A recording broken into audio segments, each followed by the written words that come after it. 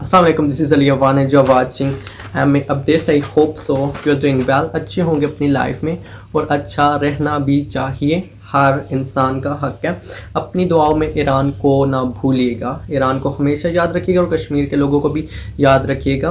तो चलते हैं कुछ अपडेट्स की तरफ, आपको कुछ बताता चलता हूँ। ये जहाँ पे नीचे जो रेड लाइन आपको नज़र आ रही है, ये पाकिस्तान की न्यूज़ है। तो मेरे पास कुछ इंटरनेशनल न्यूज़ थी, तो आप लोगों को अगर पाकिस्तान की भी न्यूज़ चाहिए तो ये रेड कलर का आप साथ साथ रीड करते जाइएगा, ठीक है। 3 दिन और दिए यूनाइटेड स्टेट ने, ट्रंप ने, ठीक है। ट्रंप ने एक फॉक्स न्यूज़ चैनल है जो ट्रंप का चैनल है, इस पे ट्रंप ने इंटरव्यू दिया और उस इंटरव्यू में ट्रंप ने बोला कि हमारे दरमियान यूनाइटेड स्टेट, इसराइल और ईरान के दरमियान एक बड़ा मुआहदा होने जा रहा है, मुज़ाकरात होने जा रहे हैं। तो ये सिर्फ फाइनल मुज़ाकरात होंगे, इसके बाद कोई ना बात होगी, ना ट्वीट होगा, ना कोई स्पीच होगी, ठीक है। तो उन्होंने बोला कि ये फाइनल होंगे 3 दिन के अंदर, तो वो आखिरी फैसला होगा, ठीक है। और दूसरे साइड पे ट्रंप ने बोला कि अगर ये ऐसा नहीं होता तो ईरान पे जो हम अटैक करेंगे वो देखने के काबिल होंगे दुनिया के।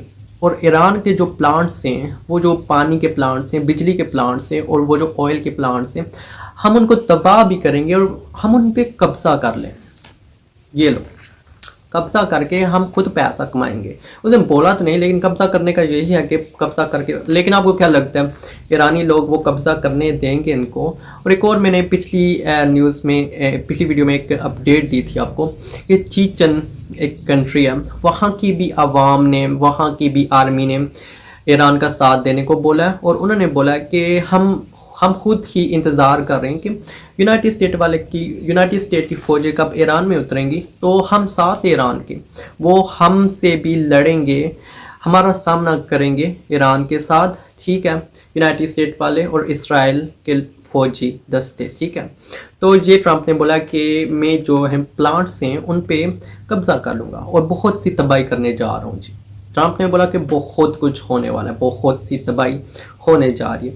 या तो ये जब बोलते हैं ना, तब इनका दिल होता है मुज़ाकरात का, ठीक है। और दूसरे साइड पे या ये जब नहीं बोलते ना, तो इसके भी पीछे कोई बड़ी लॉजिक होती है। जब ये ज़्यादा बोलते हैं, इसके पीछे भी लॉजिक होती है, क्योंकि पीछे देखें 28 फ़रवरी को इन्होंने बोला था कि हम मुज़ाकरात करेंगे, लेकिन उन्होंने सुप्रीम लीडर और बड़े बड़े मिनिस्टर्स को उन्होंने शहीद कर दिया।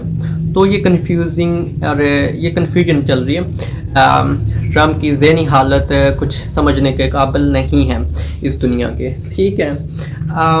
क्योंकि आए दिन कभी एक ट्वीट हम जंग जीत चुके हैं, फिर बोलते हैं कि पाकिस्तान को जंग बंदी करनी चाहिए, फिर बोलते हैं कि हमने ये तोड़ दिया, फिर बोलते हैं कि जंग को रुकना चाहिए, दिस एंड दैट। अब यूनाइटेड स्टेट और इसराइल ईरान की यूनिवर्सिटीज़ और हॉस्पिटल और मसाजिद में हमले कर रहे हैं, ठीक है। मस्जिद और हॉस्पिटल तक पहुंच गए हैं, मींस कि इन हमलों में जो कोई भी ज़ख्मी होता है वो तो हॉस्पिटल जाता है। ये लोग हॉस्पिटल जाएँ तो आगे ये पहुंचे होंगे, मतलब वहाँ पे भी ये अटैक करेंगे और कर रहे हैं, ठीक है। ये मसाजिद को भी नहीं छोड़ रहे, ठीक है।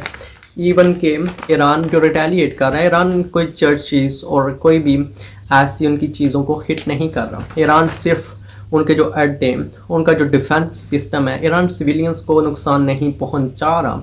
ये मैंने आपको कितनी बार और कितनी ही वीडियो में बोला है, ठीक है। लबनान में भी जंग जारी है जी।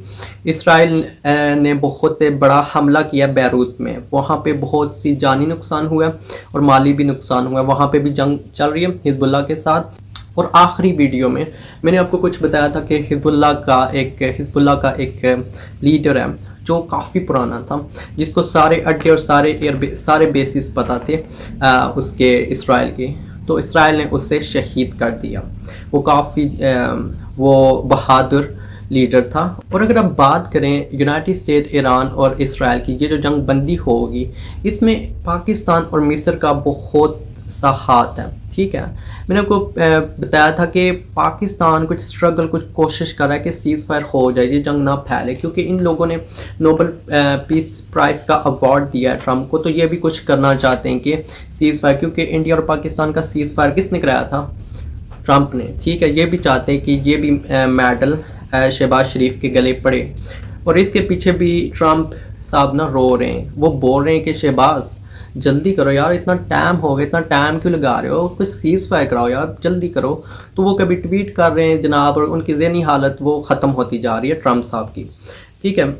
اور کبھی ٹرمپ صاحب کا ٹویٹ آتا ہے کہ یہ 48 جو گھنٹے دیے تھے ان کے ساتھ 24 گھنٹوں کو اور ملا دیا گیا، ایک دن اور بڑھ گیا ہے. مطلب پہلے جو آپ نے 10 دن دیے تھے، پہلے انہوں نے 2 دن دیے، اس کے بعد انہوں نے 5 دن دیے، انہوں نے اس کے بعد پھر انہوں نے 10 دن دیے، اس کے بعد پھر انہوں نے 48 گھنٹے دیے، اس کے بعد پھر انہوں نے 24 گھنٹے اور ملا دیے. مطلب یہ چاہتے کیا ہیں؟ یہ کمپلیٹلی چاہتے ہیں کہ جنگ رک جائے، جنگ آگے نہ بڑھے.